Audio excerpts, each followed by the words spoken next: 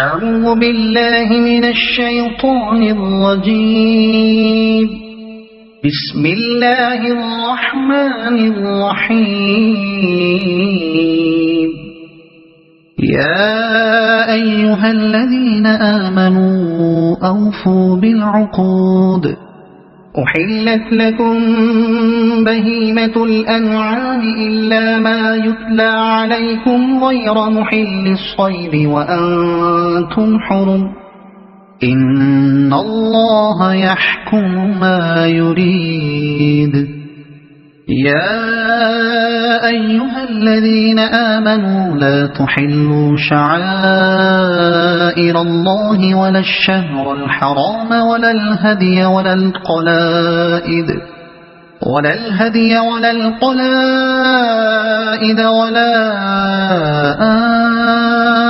آمين البيت الحرام يبتغون فضلا من ربهم ورضوانا. وإذا حللتم فاصطادوا ولا يجرمنكم شنآن قوم أن صدوكم عن المسجد الحرام أن تعتدوا. وتعاونوا على البر والتقوى ولا تعاونوا على الإثم والعدوان. واتقوا الله إن الله شديد العقاب. حرمت عليكم الميتة والدم ولحم الخنزير وما أهل لغير الله به والمنخنقة والموقوذة والمتردية والنطيحة وما أكل السبع إلا ما ذكيتم وما ذبح على النصب وأن تستقسموا بالأزلام ذلكم فسق. اليوم يئس الذين كفروا من دينكم فلا تخشوهم واخشون. اليوم أكملت لكم دينكم وأتممت عليكم نعمتي ورضيت لكم الإسلام دينا. فمن اضطر في مخمصة غير متجانف لإثم فإن الله غفور رحيم. يسألونك ماذا أحل لهم قل أحل لكم الطيبات وما علمتم من الجوارح مكلبين تعلمونهن مما علمكم الله فكلوا مما أمسكن عليكم واذكروا اسم الله عليه واتقوا الله إن الله سريع الحساب. اليوم أحل لكم الطيبات وطعام الذين أوتوا الكتاب حل لكم وطعامكم حل لهم. والمحصنات من المؤمنات والمحصنات من الذين أوتوا الكتاب من قبلكم إذا آتيتموهن أجورهن محصنين غير مسافحين ولا متخذي أخدان. ومن يكفر بالإيمان فقد حبط عمله وهو في الآخرة من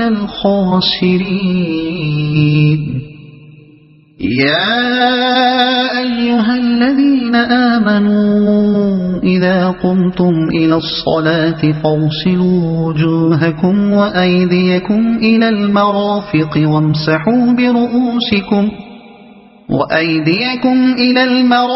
وامسحوا برؤوسكم وأرجلكم إلى الكعبين وإن كنتم جنبا فاطهروا وإن كنتم مرضى أو على سفر أو جاء أحد منكم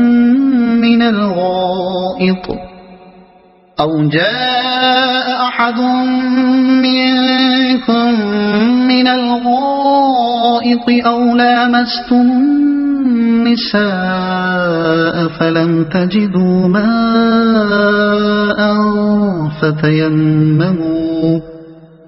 فلم تجدوا ماء فتيمموا صعيدا طيبا فامسحوا بوجوهكم وأيديكم منه ما يريد الله ليجعل عليكم من حرج ولكن يريد ليطهركم وليتم نعمته عليكم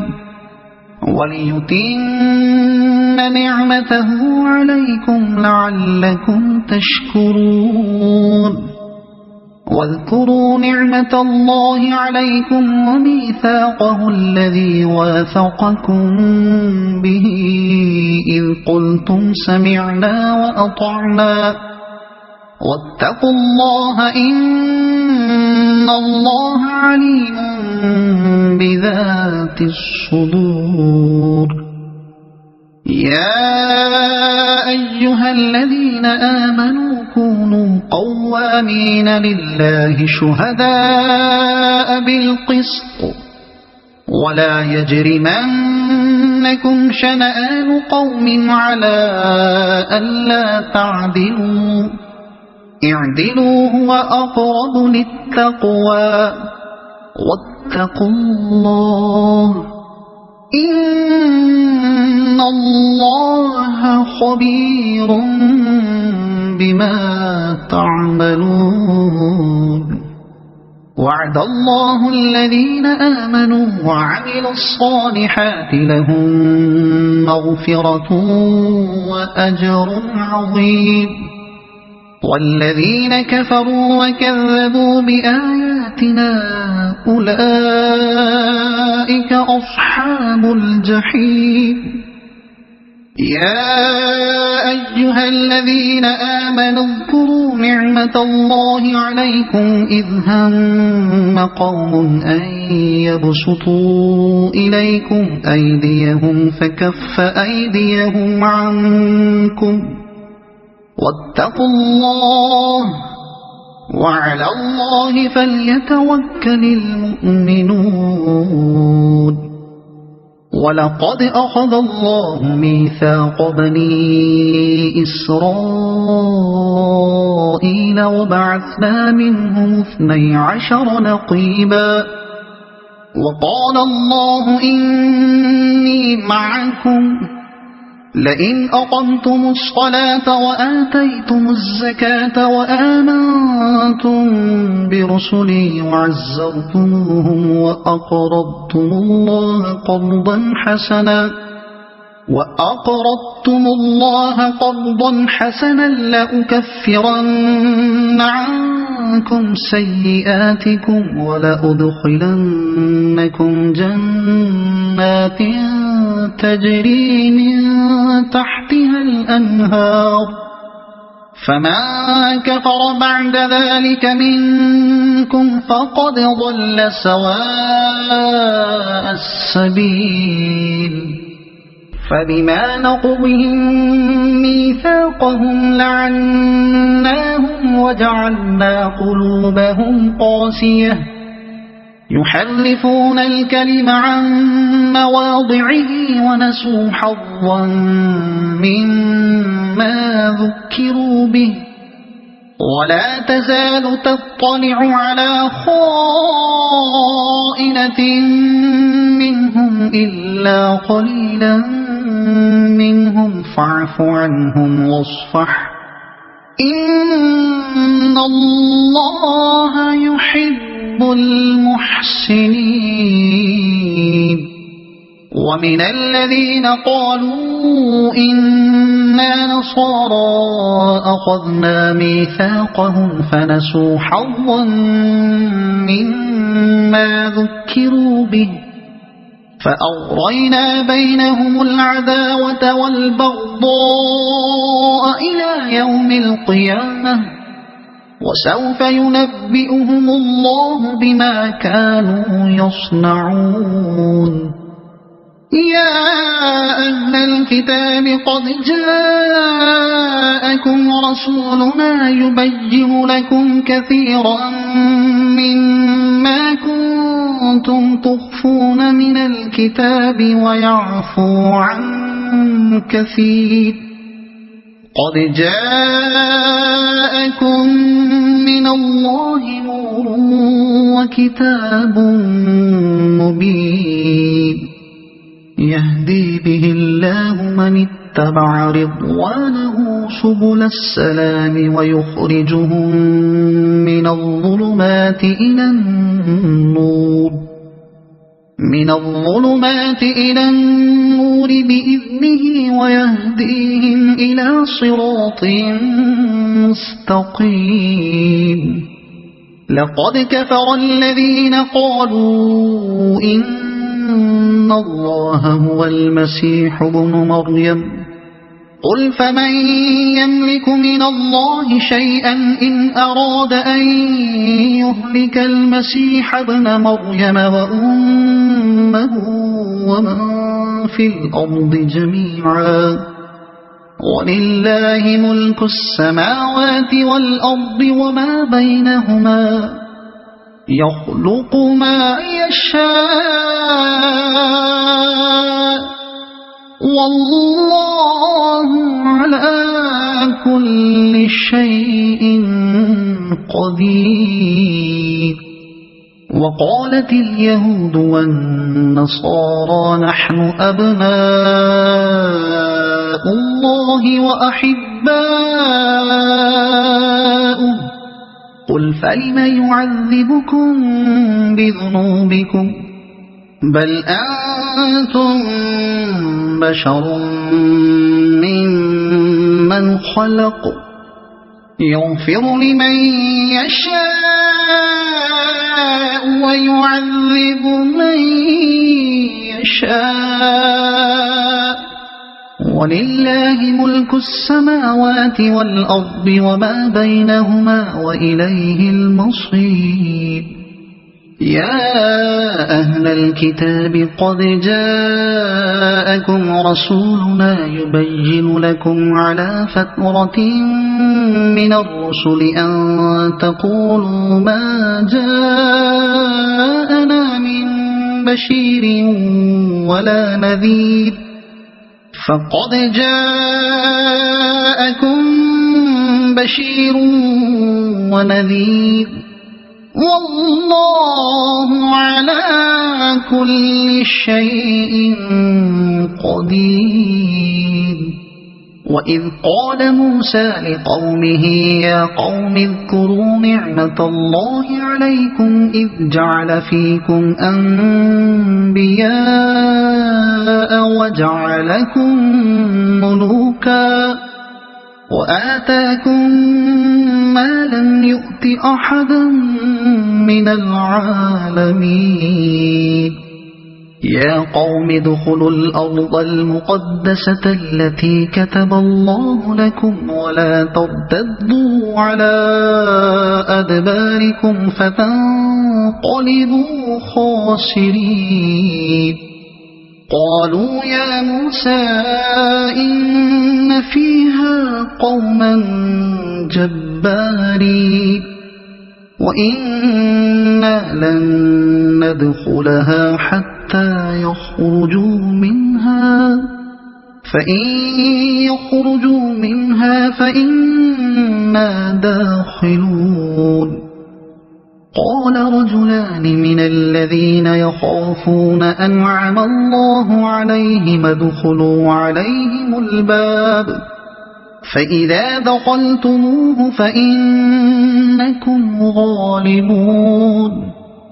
وعلى الله فتوكلوا إن كنتم مؤمنين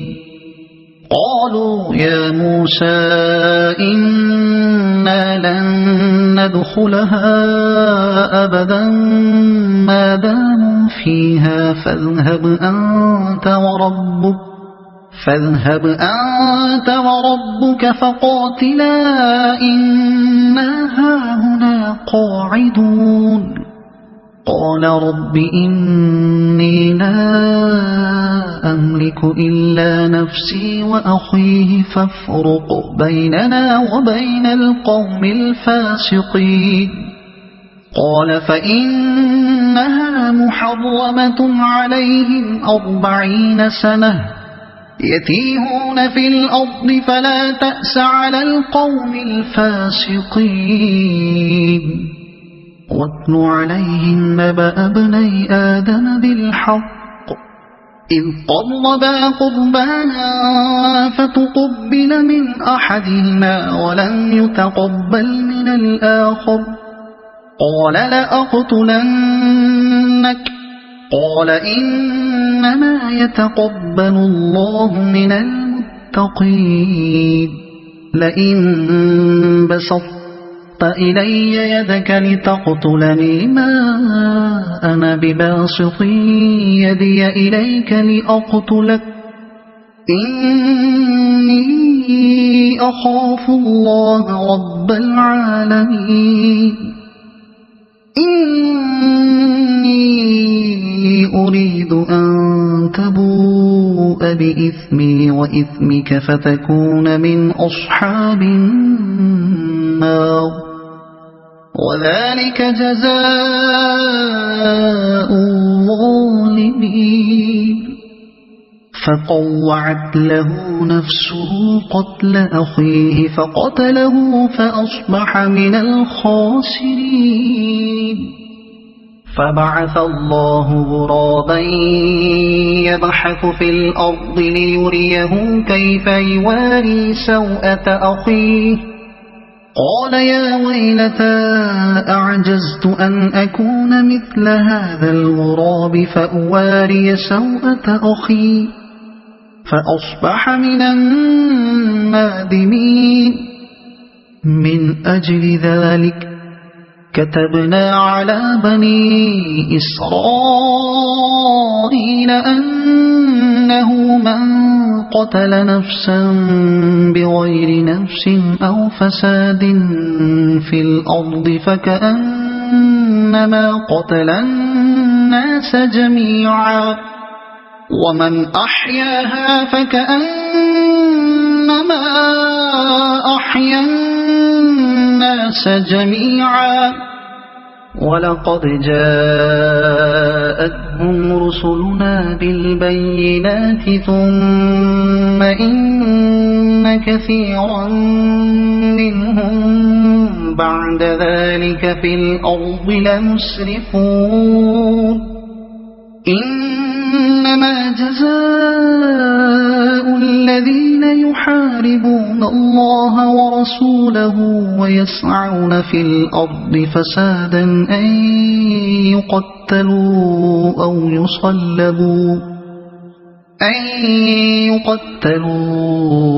يصلبوا أو تقطع أيديهم وأرجلهم من خلاف أو ينفوا من الأرض ذلك لهم خزي في الدنيا ولهم في الآخرة عذاب عظيم إلا الذين تابوا من قبل أن تقدروا عليهم فاعلموا أن الله غفور رحيم يا أيها الذين آمنوا اتقوا الله وابتغوا إليه الوسيلة وجاهدوا في سبيله لعلكم تفلحون إن الذين كفروا لو أن لهم ما في الأرض جميعا ومثله معه ليفتدوا به من عذاب يوم القيامة ما تقبل منهم ولهم عذاب أليم يريدون أن يخرجوا من النار النار وما هم بخارجين منها ولهم عذاب مقيم والسارق والسارقة فاقطعوا أيديهما جزاء بما كسبا نكالا من الله والله عزيز حكيم فمن تاب من بعد ظلمه وأصلح فإن الله يتوب عليه إن الله غفور رحيم ألم تعلم أن الله له ملك السماوات والأرض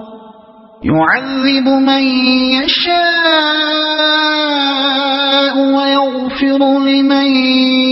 يشاء والله على كل شيء قدير يا أيها الرسول لا يحزنك الذين يسارعون في الكفر من الذين قالوا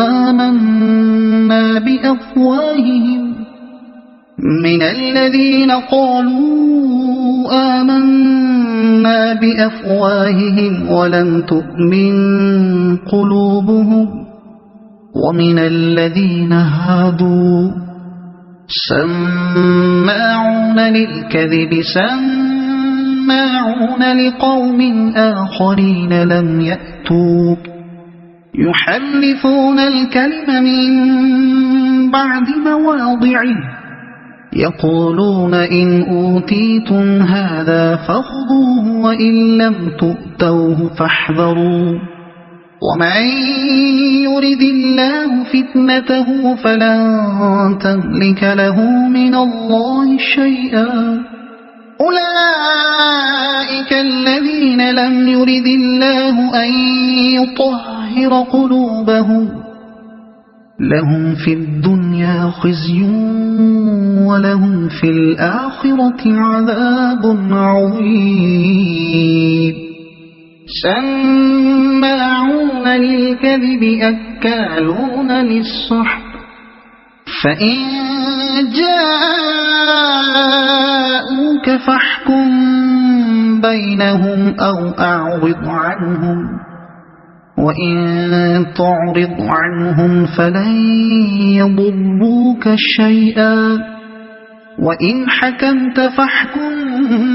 بينهم بالقسط إن الله يحب المقسطين وكيف يحكمونك وعندهم التوراة فيها حكم الله ثم يتولون من بعد ذلك وما أولئك بالمؤمنين إنا أنزلنا التوراة فيها هدى ونور يحكم بها النبيون الذين أسلموا للذين هادوا والربانيون والأحبار بما استحفظوا من كتاب الله وكانوا عليه شهداء فلا تخشوا الناس واخشوني ولا تشتروا بآياتي ثمنا قليلا ومن لم يحكم بما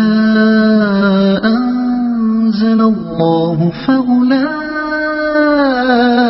هم الكافرون وكتبنا عليهم فيها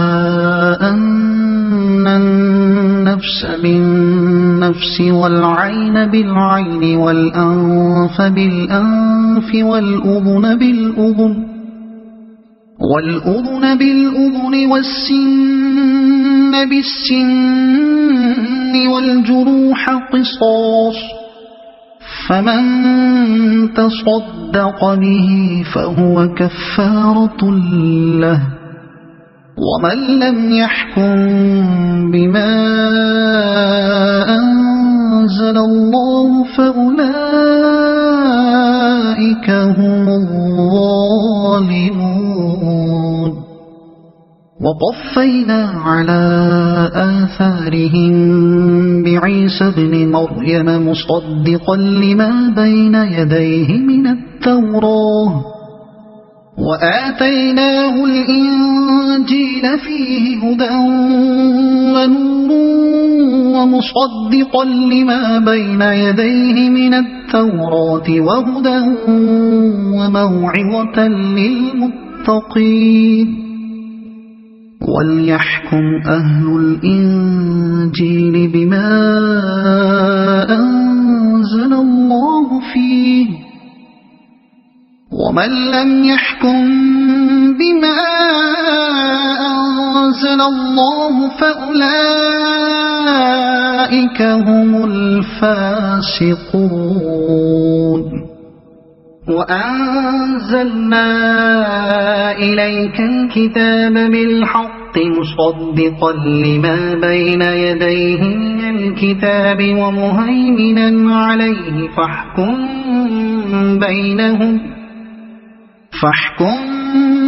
بينهم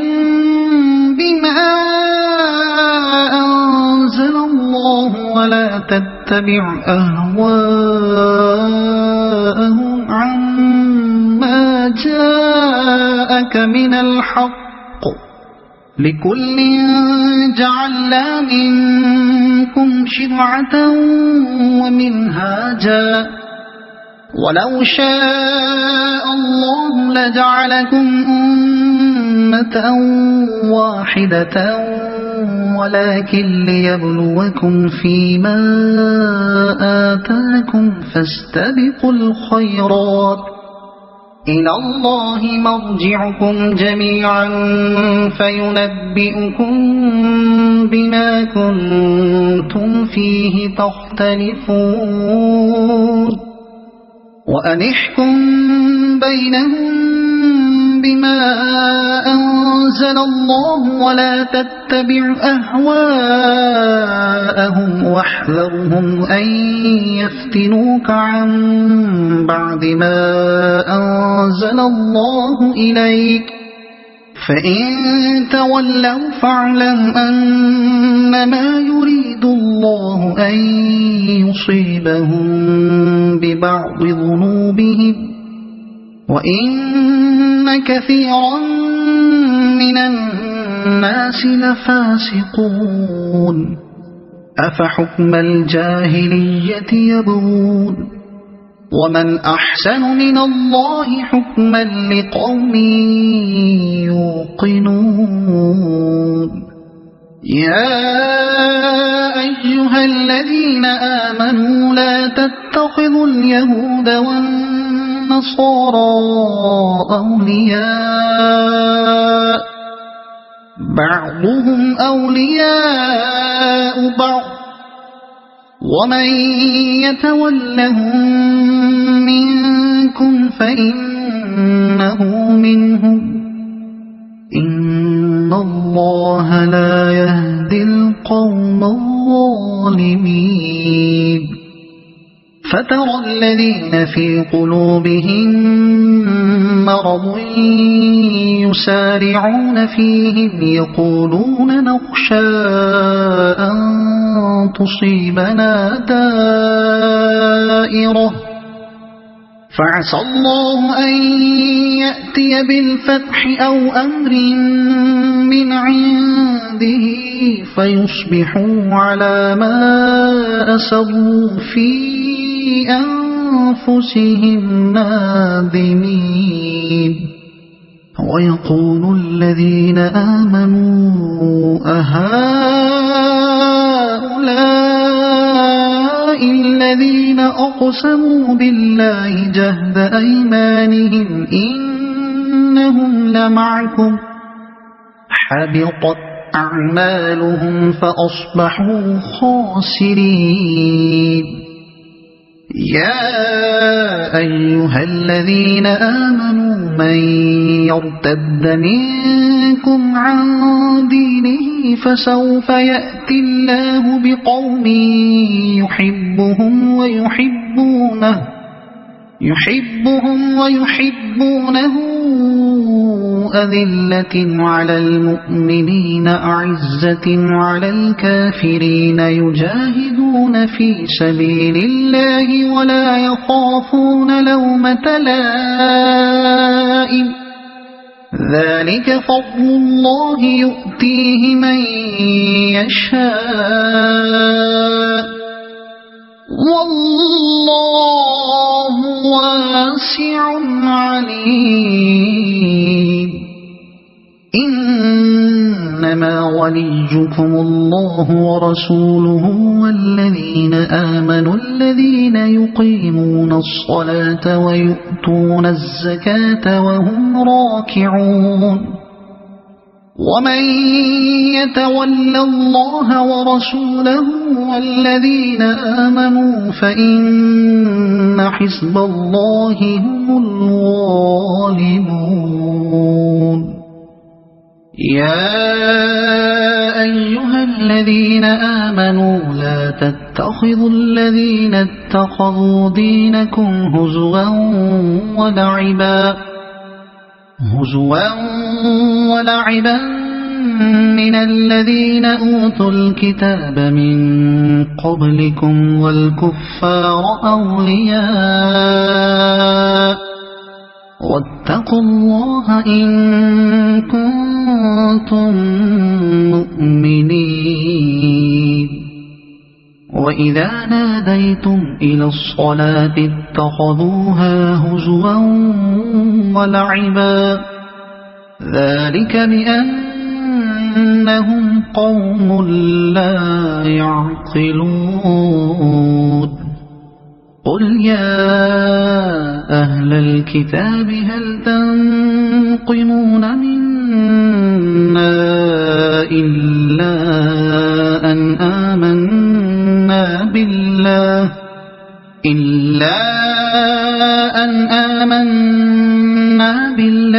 وما أنزل إلينا وما أنزل من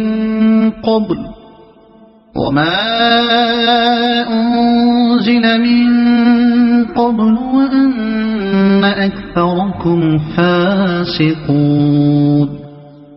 قل هل أنبئكم بشر من ذلك مثوبة عند الله من لعنه الله وغضب عليه وجعل منهم القردة والخنازير وعبد الطاغوت أولئك شر مكانا وأضل عن سواء السبيل.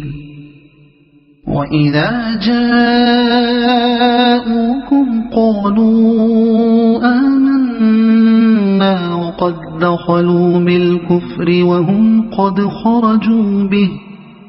والله أعلم بما كانوا يكتمون. وترى كثيرا منهم يسارعون في الإثم والعدوان وأكلهم السحت لبئس ما كانوا يعملون. لولا ينهاهم الربانيون والأحبار عن قولهم الإثم وأكلهم السحت لبئس ما كانوا يصنعون.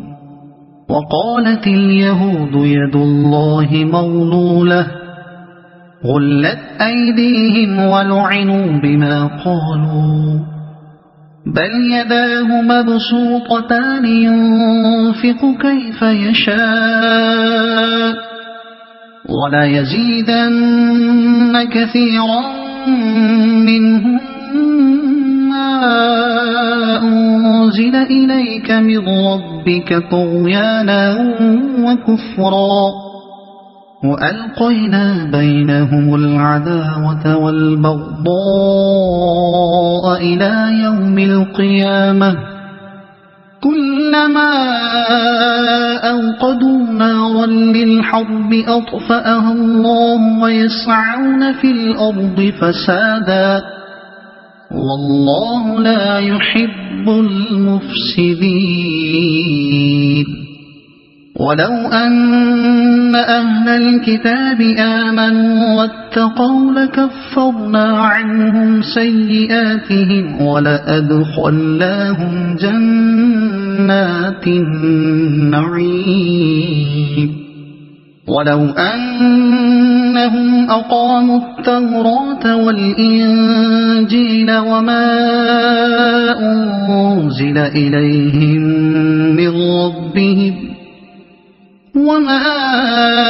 أنزل إليهم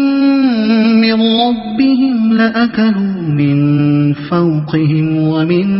تحت أرجلهم منهم أمة مقتصدة وكثير منهم ساء ما يعملون يا أيها الرسول بلغ ما أنزل إليك من ربك وإن لم تفعل فما بلغت رسالته والله يعصمك من الناس إن الله لا يهدي القوم الكافرين قل يا أهل الكتاب لستم على شيء حتى تقيموا التوراة والإنجيل وما أنزل إليكم من ربكم ولا يزيدن كثيرا منهم ما أنزل إليك من ربك طغيانا وكفرا فلا تأس على القوم الكافرين إن الذين آمنوا والذين هادوا والصابئون والنصارى من آمن بالله واليوم الآخر وعمل صالحا فلا خوف عليهم ولا هم يحزنون لقد أخذنا ميثاق بني إسرائيل وأرسلنا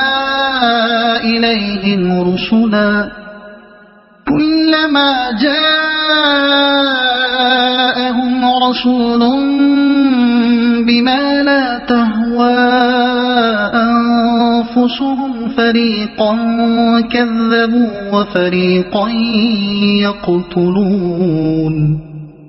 وحسبوا ألا تكون فتنة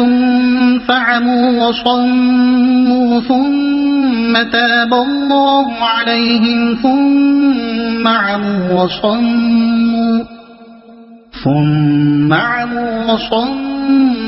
كثير منهم والله بصير بما يعملون لقد كفر الذين قالوا إن الله هو المسيح ابن مريم وقال المسيح يا بني إسرائيل اعبدوا الله ربي وربكم إنه من يشرك بالله فقد حرم الله عليه الجنة ومأواه النار وما للظالمين من أنصار لقد كفر الذين قالوا إن الله ثالث ثلاثة وما من إله إلا إله واحد وإن لم ينتهوا عما يقولون ليمسن الذين كفروا منهم عذاب أليم أفلا يتوبون إلى الله ويستغفرونه والله غفور رحيم ما المسيح ابن مريم إلا رسول قد خلت من قبله الرسل وأمه صديقة كانا يأكلان الطعام انظر كيف نبين لهم الآيات ثم انظر أنا يؤفكون قل أتعبدون من دون الله ما لا يملك لكم ضرا ولا نفعا والله هو السميع العليم قل يا أهل الكتاب لا تغلوا في دينكم غير الحق ولا تتبعوا أهواء قوم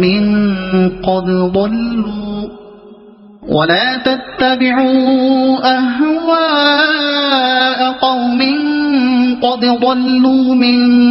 قبل وأضلوا كثيرا وضلوا عن سواء السبيل لعن الذين كفروا من بني إسرائيل على لسان داود وعيسى بن مريم ذلك بما عصوا وكانوا يعتدون كانوا لا يتناهون عن منكر فعلوه لبئس ما كانوا يفعلون ترى كثيرا منهم يتولون الذين كفروا لبئس ما قدمت لهم أنفسهم أن سخط الله عليهم وفي العذاب هم خالدون ولو كانوا يؤمنون بالله والنبي وما أنزل إليه ما اتخذوهم أولياء ولكن كثيرا منهم فاسقون لتجدن أشد الناس عداوة للذين آمنوا اليهود والذين أشركوا ولتجدن أقربهم مودة للذين آمنوا الذين قالوا إنا نصارى ذلك بأن منهم قسيسين ورهبانا وأنهم لا يستكبرون وإذا سمعوا ما أنزل إلى الرسول ترى أعينهم تفيض من الدمع مما عرفوا من الحق يقولون ربنا آمنا فاكتبنا مع الشاهدين وما لنا لا نؤمن بالله وما جاءنا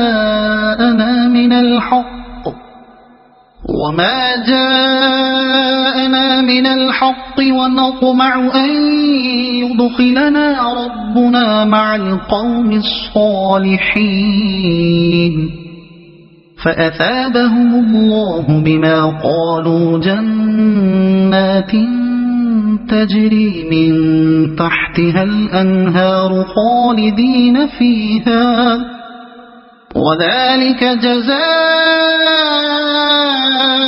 المحسنين والذين كفروا وكذبوا بآياتنا أولئك أصحاب الجحيم يا أيها الذين آمنوا لا تحرموا طيبات ما أحل الله لكم ولا تعتدوا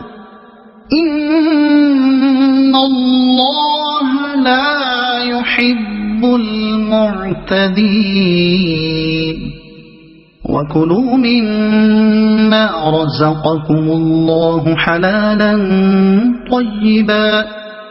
واتقوا الله الذي أنتم به مؤمنون لا يؤاخذكم الله باللغو في أيمانكم ولكن يؤاخذكم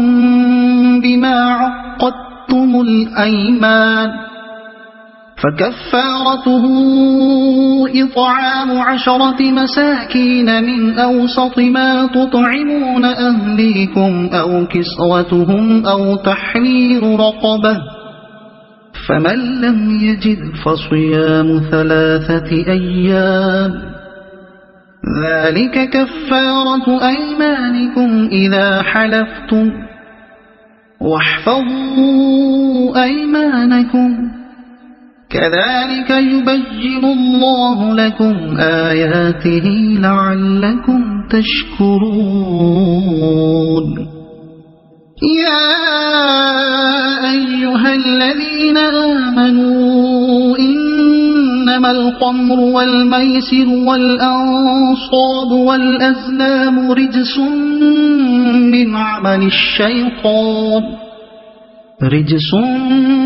من عمل الشيطان فاجتنبوه لعلكم تفلحون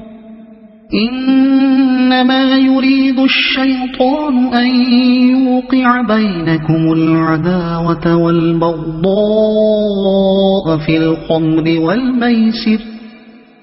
في الخمر والميسر ويصدكم عن ذكر الله وعن الصلاة فهل أنتم منتهون وأطيعوا الله وأطيعوا الرسول واحذروا فإن توليتم فاعلموا أنما على رسولنا البلاغ المبين ليس على الذين آمنوا وعملوا الصالحات جناح فيما طعموا إذا ما اتقوا وآمنوا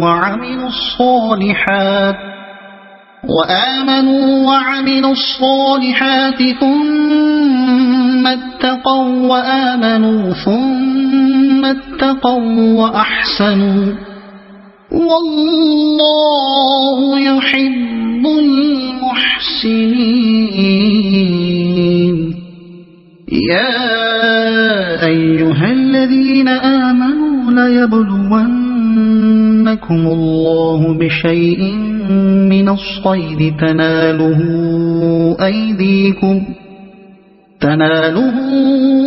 أيديكم ورماحكم ليعلم الله من يخافه بالغيب فمن اعتدى بعد ذلك فله عذاب أليم يا أيها الذين آمنوا لا تقتلوا الصيد وأنتم حرم ومن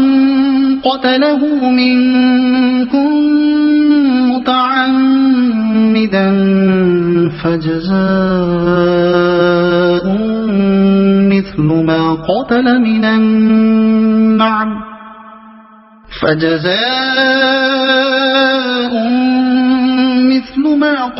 من النعم يحكم به ذوى عدل منكم هديا بالغ الكعبة أو كفارة طعام مساكين أو عدل ذلك صياما ليذوق وبال أمره عفى الله عما سلف ومن عاد فينتقم الله منه والله عزيز ذو انتقام. أحل لكم صيد البحر وطعامه متاعا لكم وللسيارة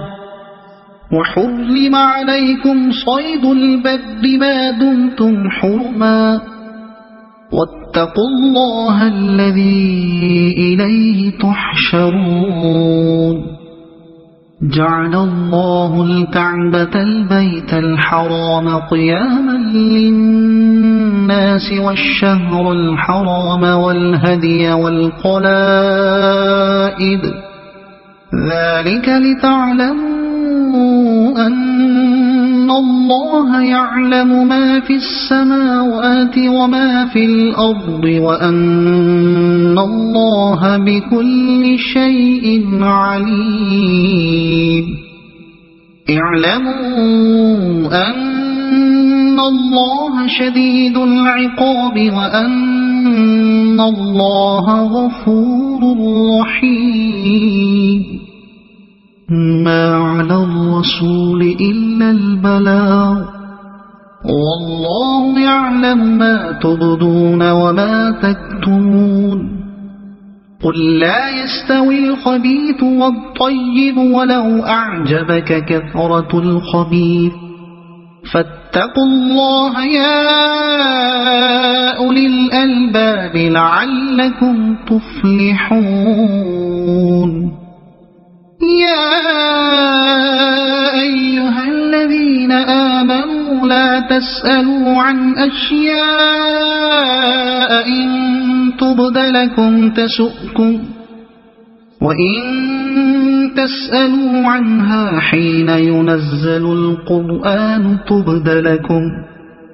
عفى الله عنها والله غفور حليم. قد سألها قوم من قبلكم ثم أصبحوا بها كافرين. ما جعل الله من بحيرة ولا سائبة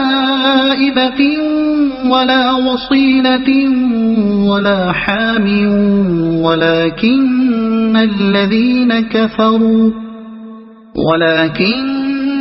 الذين كفروا يفترون على الله الكذب وأكثرهم لا يعقلون. وإذا قيل لهم تعالوا إلى ما أنزل الله وإلى الرسول قالوا حسبنا ما وجدنا عليه آباءنا أولو كان آباؤهم لا يعلمون شيئا ولا يهتدون. يا أيها الذين آمنوا عليكم أنفسكم لا يضركم من ضل إذا اهتديتم إلى الله مرجعكم جميعا فينبئكم بما كنتم تعملون. يا أيها الذين آمنوا شهادة بينكم إذا حضر أحدكم الموت حين الوصية اثنان ذوى عدل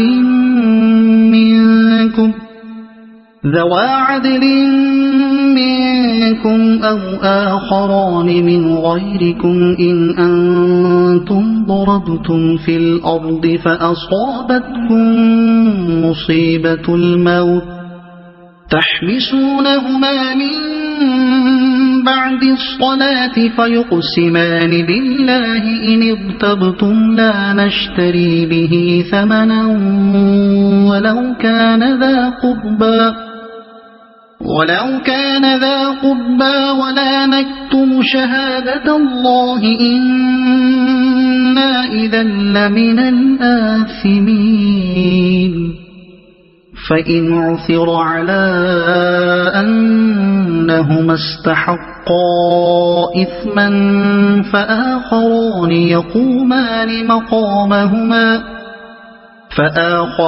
يقومان مقامهما من الذين استحق عليهم الأوليان فيقسمان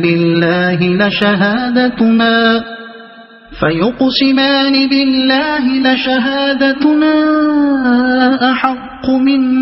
شهادتهما وما اعتدينا إنا إذا لمن الظالمين ذلك أدنى أن يأتوا بالشهادة على وجهها أو يخافوا أن ترد أيمان بعد أيمانهم واتقوا الله واسمعوا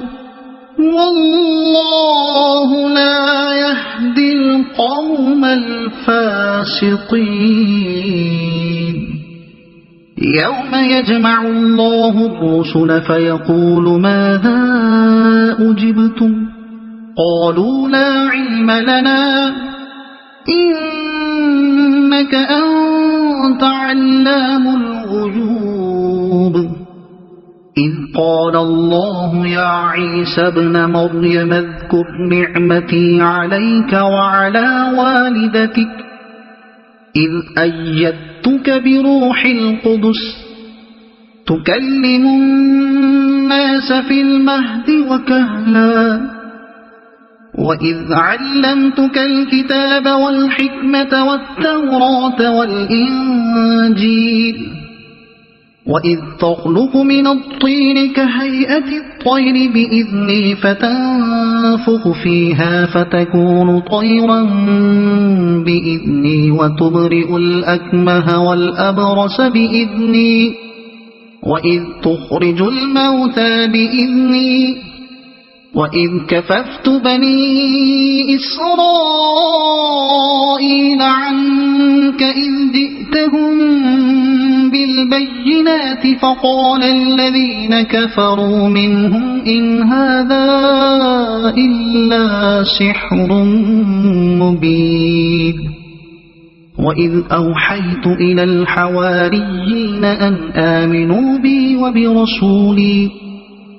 قالوا آمنا واشهد بأننا مسلمون إذ قال الحواريون يا عيسى ابن مريم هل يستطيع ربك أن ينزل علينا مائدة من السماء قال اتقوا الله إن كنتم مؤمنين قالوا نريد أن نأكل منها وتطمئن قلوبنا ونعلم أن قد صدقتنا ونكون عليها من الشاهدين قال عيسى ابن مريم اللهم ربنا أنزل علينا مائدة من السماء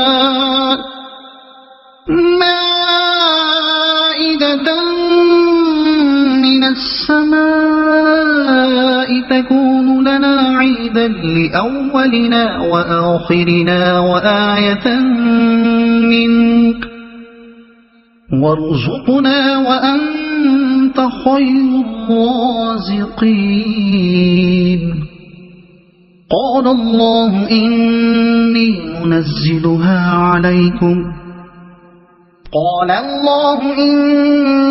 منزلها عليكم فمن يكفر بعد منكم فإني أعذبه عذابا لا أعذبه أحدا من العالمين وإذ قال الله يا عيسى ابن مريم أأنت قلت للناس اتخذوني وأمي إلهين من دون الله قال سبحانك ما يكون لي أن أقول ما ليس لي بحق إن كنت قلته فقد علمته تعلم ما في نفسي ولا أعلم ما في نفسك إنك أنت علام الغيوب ما قلت لهم إلا ما أمرتني به أن اعبدوا الله ربي وربكم وكنت عليهم شهيدا ما دمت فيهم فلما توفيتني كنت أنت الرقيب عليهم وأنت على كل شيء شهيد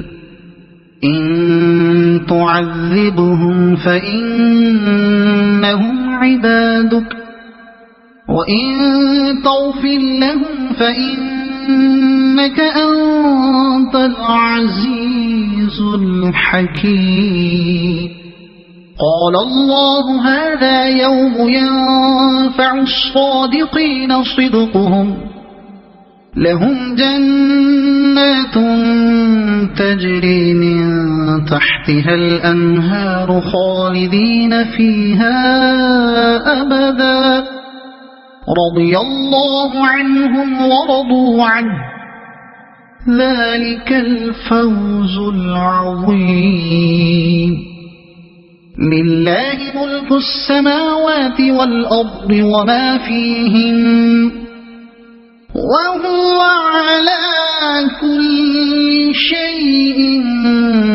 قدير صدق الله العظيم.